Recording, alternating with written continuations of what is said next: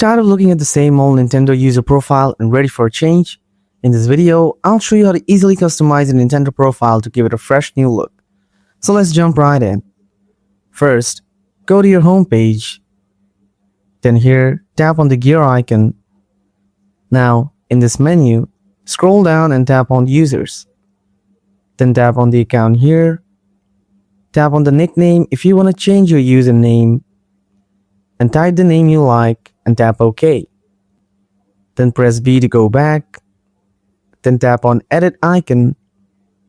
Here you can find a lot of characters or me. You can change it to your liking. You can also change the background color that suits your character. Then tap OK.